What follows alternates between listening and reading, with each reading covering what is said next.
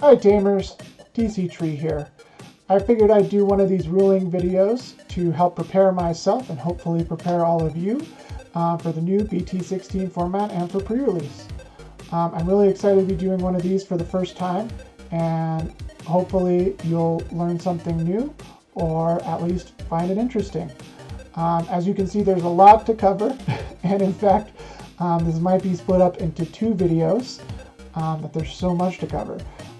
So first, I'm going to be covering the new mechanics for BT16, collision and partition, then going into a couple of scenarios you might run into at the pre-release. If this is something you like and you want to see more, go ahead and give it a like, give it a thumbs up, do all the YouTube things, subscribe. But enough rambling, let's just get into those rulings.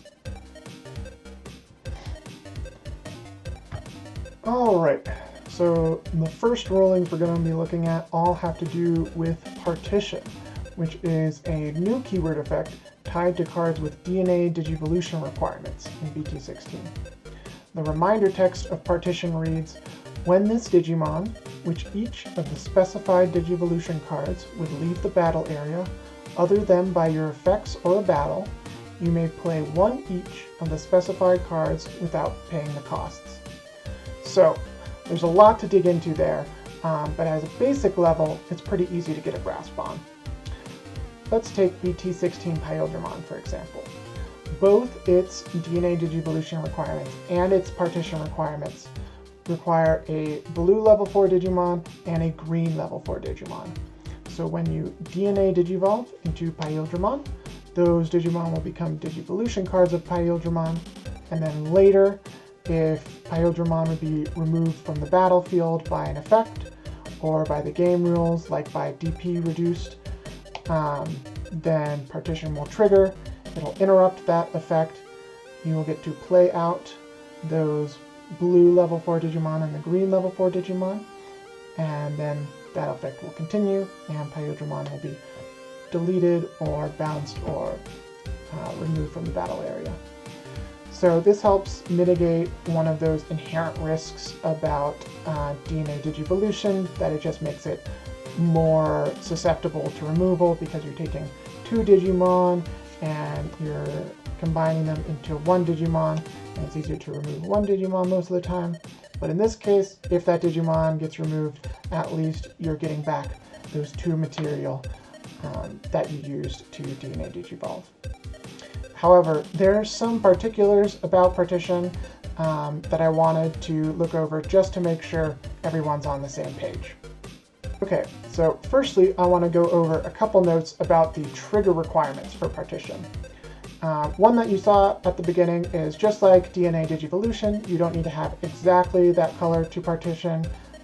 You can have a level 4 blue Digimon that also has red, and a level 4 green Digimon that also has purple, and that doesn't matter. However, when you're triggering Partition, you do need to have at least two Digivolution cards that together match the specified cards. So right now we have one blue level 4 Digimon and one green level 4 Digimon, but if instead we had just one source that was both a green level 4 Digimon and a blue level 4 Digimon, if we had this stack and Imperialdramon would be deleted, Partition would not trigger in this case, because we need at least two of those sources in order to be able to trigger Partition. Next, we'll go over some notes about the activation of Partition. So if Partition does trigger, actually playing out the sources is optional. So you can choose not to play out any of the sources if you want. So you can say, if this were to be deleted, you can say, I don't want to play out my XVmon and Stingmon, I'll just let them go to the trash with my Imperialdramon. However, if you do choose to play out the sources when you activate Partition, you'll have to do as much as you can. So you have to choose valid targets if able. So in this case, I couldn't just play out the XVmon as a blue level 4 Digimon because I still have a green level 4 Digimon that I can choose to play out. So if I would have to play out the green Stingmon as well. So in this case, when you have this stack with Imperialdramon of a level 4 blue and a level 4 green, you do have to play out both of those sources if you want to play out any of them. However, if you get into another case again with the Lydramon, which is both a green and a blue, there's a different situation here where you can choose the Lydramon as your green source and say, I'm playing out the Lydramon as my green level 4 Digimon, and then you don't have a remaining blue level 4 Digimon to play out from your sources. So you've done as much as you can, and you've still activated Partition. Alternatively, with the same stack, you could say, I'm choosing to play out Lydramon as my blue level 4 source, and Stingmon as my green level 4 source. So interestingly, while you do have to do as much as possible, and you're forced to play out both sources, and this sort of case, if you have a mono blue and a mono green source, if you have one that's both blue and green, you can choose whether to play just that blue and green source or play both of them. And then finally, I just wanted to go over when you're activating Partition, if Partition triggers, and then before Partition activates, if some other effect has triggered, like Greymon X Antibody from BT11, for instance, if you have that inheritable and it removes some sources, and say it removes this XVmon from its sources, and you get down just to this Stingmon, when you go to activate Partition, even though this stack wouldn't meet the requirements to trigger Partition, it's already triggered, so we don't have to meet those requirements again. So we can just play out that Stingmon, do as much as we can, and then Imperialdramon will be removed, and we'll finish out the effects. And lastly, I just wanted to rapid fire how Partition interacts with some existing keywords and mechanics. So number one, if one of the specified sources has overflow and you choose to play that out with Partition, the overflow will not be processed because it's moving from one safe area, which is under a card, to another safe area, which is the battle area. If you have more questions about that, and specifically how overflow is worded, that can be its whole other video, just because I know it's a little confusing with the way it's worded, though I do think we have some rule changes coming down the pipe for that. Not necessarily functional rule changes for the most part, but just to clarify exactly what it means when it's under a card and moving to the battle area. But just at the end of that, if one of the sources has overflow and you play it out, you're not going to lose memory from overflow.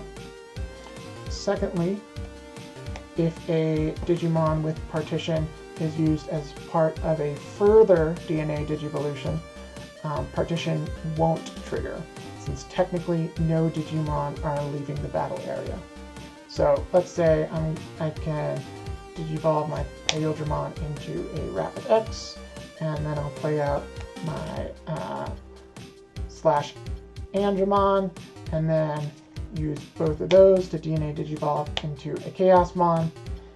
Even though my Rapidmon X Antibody here got Partition from the Imperialdramon inheritable, when I DNA Digivolve, just like when I Digivolved initially into Rapid X, no Digimon is leaving the battlefield here.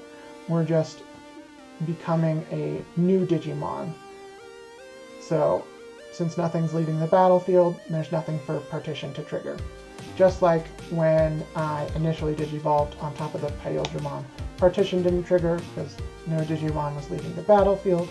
And then similarly, if I de-Digivolve this Rapid X, which has the Partition inheritable, there's no Digimon leaving the battlefield again. It's the same Digimon stack, so there's nothing for Partition to trigger off of in that case. So in conclusion, if you DNA Digivolve with Partition, it won't trigger. And then the last mechanic combining with Partition is that if you have a Digimon in the battle area with Partition and it's used as part of playing a Digimon with Digicross, then Partition will trigger and you will be able to play out the specified sources. So why this technically counts as leaving the battle area and not as one of your effects could be its own video on its own, just because Digicross is so complicated.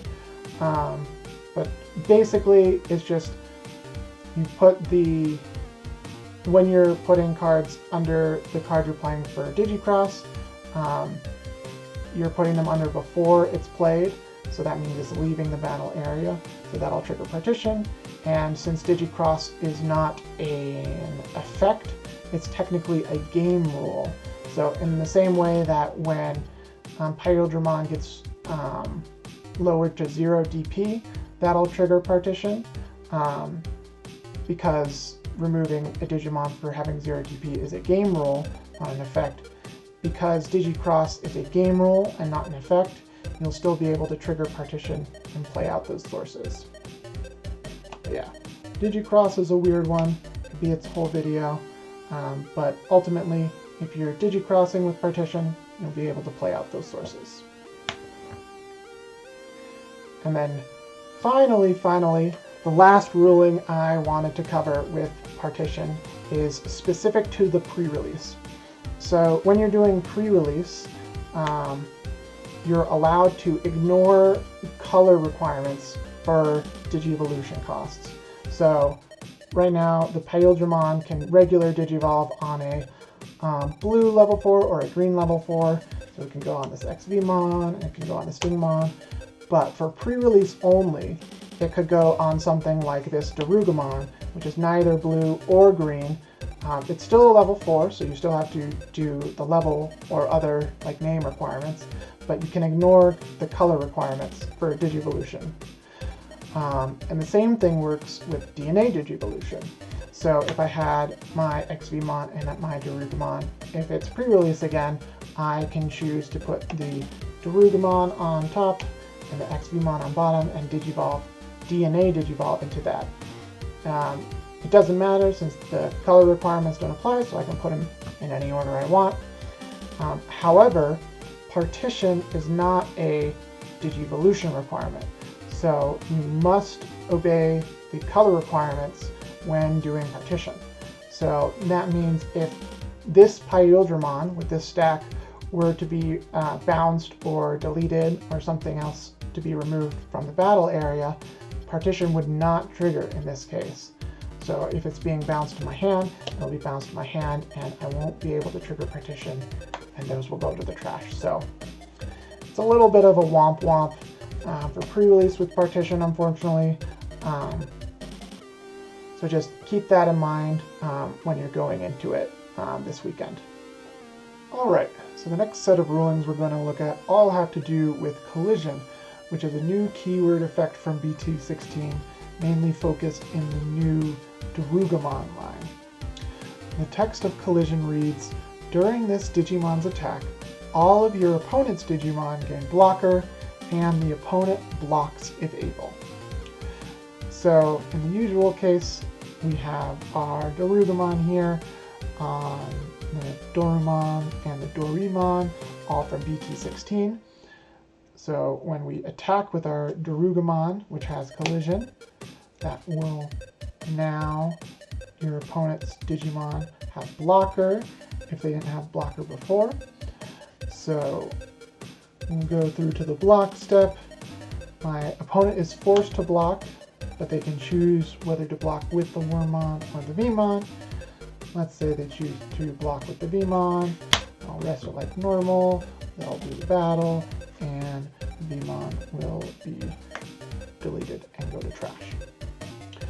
So that's the usual case for Collision. ends up playing almost a little bit like a worse version of Raid, where you attack into security and then it gets redirected to one of your opponent's unsuspended Digimon. But in this case, instead of with Raid, the attacker getting to choose which Digimon it's redirected to, the opponent, or the blocker in this case, will get to choose which is redirected to. But in terms of rulings, one of the big differences between Raid and Collision is that while Raid is a triggered effect, Collision is a persistent or blanket effect that is always active while the Digimon with Collision is attacking. So that means if the attacking Digimon gains or loses Collision, by the time we get to the block step, that means that the opponent's Digimon will have blocker or not, depending on whether the opponent's Digimon still has Collision. So let's look at an example. So let's say we have just the regular Dorumon here, and we have an X antibody option card in hand. So right now, no one's attacking, and no one has Collision. Dorumon doesn't have Collision, and Vmon and Wormmon don't have blocker naturally. But I'm going to use my X antibody option card, which will slot it under my Dorumon. And then I will go to attack with my Dorumon at my opponent's security. And here, again, no one has blocker on my opponent's side, and my Dorumon doesn't have Collision, but that does trigger the when attacking effect of the X antibody option card. So we're going to go ahead and activate that when attacking.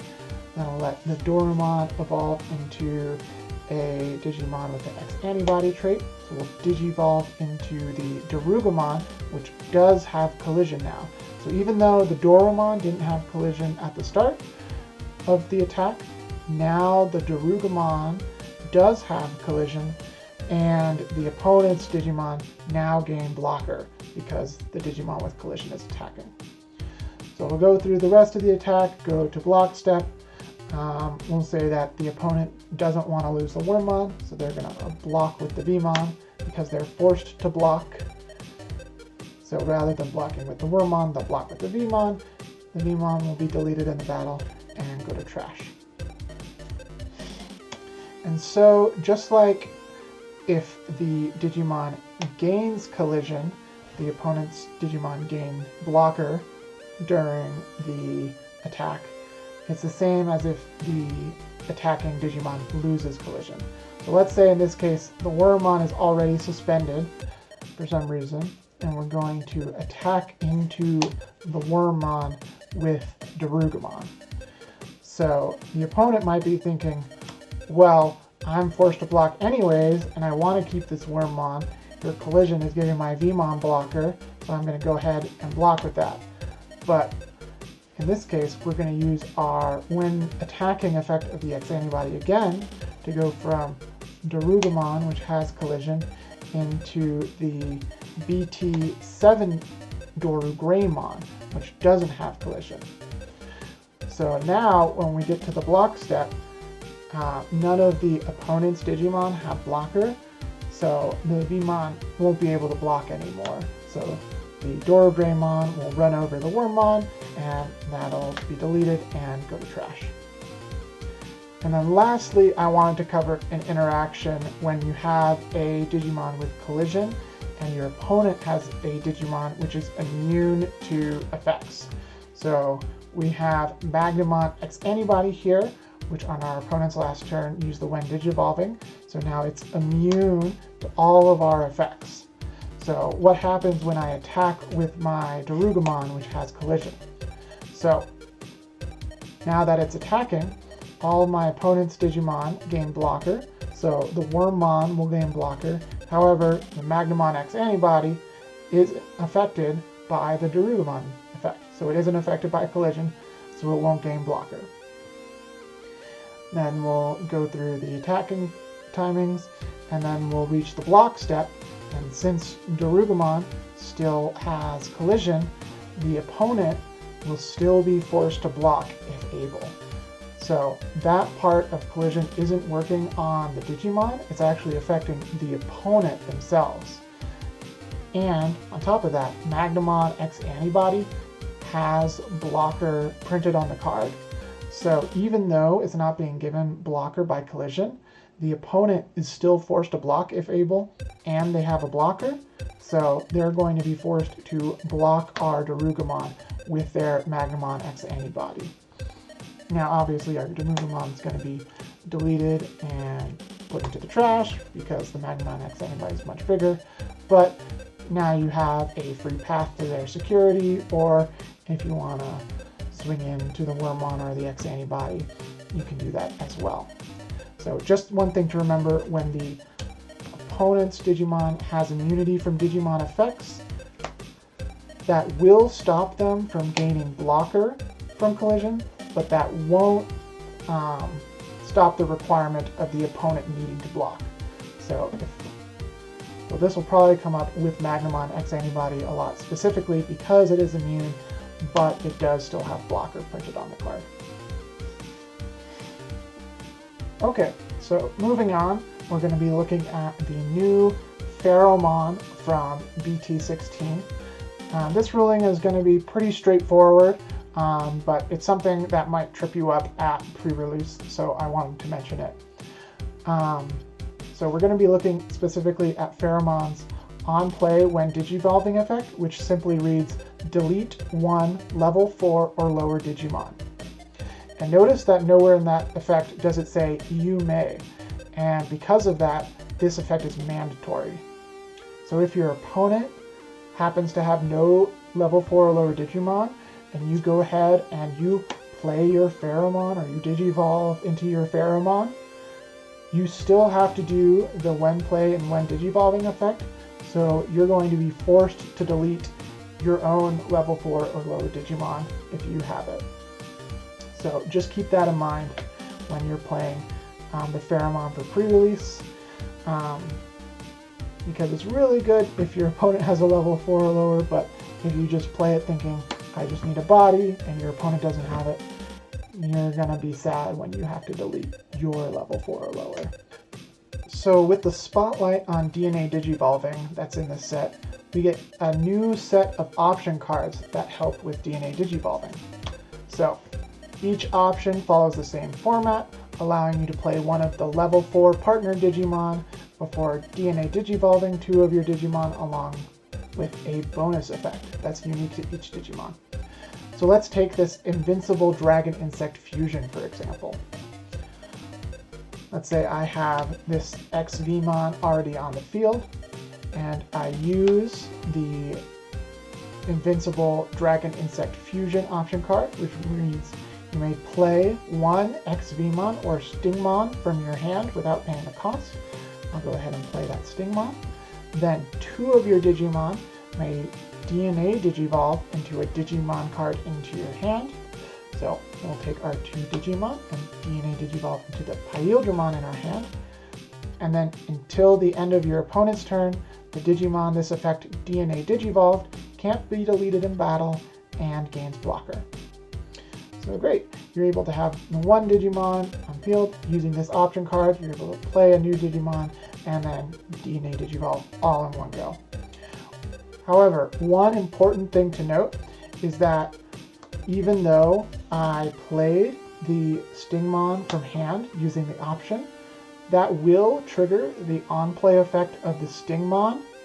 However, if that Stingmon is then used to DNA Digivolve into the Imperialdramon in the same step, that same Digimon that triggered the on-play effect is no longer in the battle area. So that on-play effect can't activate anymore. So just be wary of that. When you play a Digimon with the option and then immediately Digivolve it, you won't be able to get that on play. But if, say, you had some other Digimon and you DNA Digivolved XVmon in that one, and you still had the Stingmon that you played, then you could get the on play because the Digimon that on play and triggered. The on play is still in the battle area when that effect goes to activate. So speaking of the new DNA Digivolving option cards, one of the new DNA Digivolving option cards, specifically Beastly Storm Dance of Affection, as well as the new BT16 Beginning, will likely be seeing an errata when the English version comes out, because it looks like the printed versions have a text that's slightly misleading, and I wanted to go over that here. So for Beastly Storm Dance of Affection, at the end of it, it reads, the Digimon this effect DNA Digivolved gains security attack +1 for the turn and may attack a player. So in actuality, in the Japanese and in the likely upcoming errata, it would change that to this effect DNA Digivolved may gain security attack +1 for the turn and attack a player. So if you want to gain the sec +1, then you have to attack the player. You can't choose to just gain the sec 1 and then attack the player. If you're gaining sec 1, then you're attacking the player. And it's the same case for the Dinobemon. The new Dinobemon, at the end of its when Digivolving effect says, then one of your Digimon gains Rush for the turn and may attack a player. Again, that's pre-potential errata, but it's a similar thing in this case. If it gains Rush, you have to attack at that point. So you can either choose not to gain Rush and not attack, or if you choose to gain Rush, then you're also choosing to attack if able.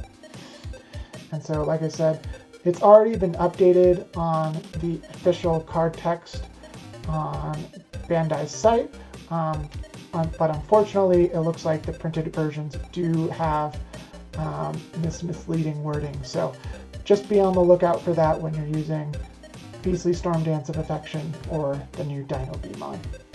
Along with our new DNA Digivolution option cards for the 3 pairs, we're also getting 3 new Tamers based on the DNA pairs from the new O2 movies. And they all have a similar start of main effect that I wanted to go over. Let's take Davis and Ken here, for example. Their effect reads, start of your main phase, you may play 1 Vmon or Wormmon from your hand without paying the cost. And at the next end of your opponent's turn, return it to the hand. So, pretty straightforward. If you have Davis and Ken out on your turn, the start of main effect will trigger. You'll play out a Vmon or Wormmon for free. Let's say a Vmon, or let's say a Wormmon. And then let's say we'll Digivolve this Wormmon into a Stingmon, passing the turn over to our opponent. And then they end their turn doing something. And then at the end of their turn, the delayed effect of the Davis and Ken will return the now Stingmon Digimon to the hand, and the Wormmon source will go to the trash. So even though it's not exactly the same Wormmon, it's Digivolved into Stingmon, it's still technically the same Digimon entity. So Davis and Ken will see it as the same Digimon, and that Digimon will be returned to the hand. However, there's one major exception to this, and that is DNA Digivolving. So let's say we have a similar setup, but to start off, we have our Stingmon in the trash instead. So, start of our turn, we're going to go to the start of the main phase. Davis and Ken will trigger, we'll activate and play out our Wormmon for free. That will trigger the on-play of Wormmon, letting us Digivolve into Stingmon for 1 less and keeping turn. And then we're going to use the option we just learned about, the Invincible Dragon Insect Fusion, which will let us play out our XVmon for free, and then DNA Digivolve into Imperialdramon. So now we go to our opponent's turn, and then they do their thing. Our Imperialdramon is still here, and so then at the end of their turn, Davis and Ken no longer see the Digimon that they played out, so they have nothing to return to hand, because that Digimon is no longer here. We had 2 Digimon at the start of the DNA Digivolution, but now we have a brand new Digimon after the DNA Digivolving. So it won't be subject to the effect of Davis and Ken, and so even after the opponent's next turn, we'll still get to keep the Imperialdramon. So very important to know, especially since all of these tamers and options are really focused on DNA Digivolving, that if you do manage to DNA Digivolve that Wormmon or Vmon that you play, you'll be able to keep whatever it DNA Digivolves into. So the next couple of rulings we're going to go over have to do with the new BT16 SlashAngemon line. So let's go ahead and start out with a suspended Angemon. And then we're going to Digivolve into the new BT16 SlashAngemon, and that's going to activate its when Digivolving effect. So if it's your turn, we're going to search the security attack, and this Digimon may Digivolve into a Digimon card with the Angel or 3-gate Angels traits among them, with the Digivolution cost reduced by 2. So we're going to find the SlashAngemon Digimon in our security. So we're going to Digivolve into SlashAngemon since it has the Angel trait as a rule. And then we're going to shuffle our security stack, and then if this affects Digivolve, we can place a Digimon card from our hand at the bottom of our security stack, but we don't have anything on the hand. However, if we look at SlashAngemon, it has the effect of all turns once per turn. When a card is removed from your security stack, you may unsuspend this Digimon. So when we removed SlashAngemon from the security stack and Digivolved on top of SlashAngemon, since we did that in the same step, then SlashAngemon does trigger and sees the security being removed. So since it triggered, now it will unsuspend from its own effect and be able to attack or what have you. So if people are familiar with the BT15 Gatomon and its rulings for when it's removed from the security stack, this is the exact same situation. So as long as SlashAngemon is moving directly from the security stack to Digivolving or to being in the battle area, that all turns once per turn will trigger and it will see itself being removed from security. Okay, next we're going to be looking at a ruling involving Imperialdramon Dragon Mode from BT16. So this new Dragon Mode comes with one of the scarier effects texts that I've seen in a while. It's all turns effect, which reads, when an effect plays or Digivolves an opponent's Digimon, if you have a tamer, this Digimon may Digivolve into Imperialdramon Fighter Mode in the hand without paying the cost. The fact that this triggers off of playing and Digivolving by effect means that there are a lot of things to be on the lookout for.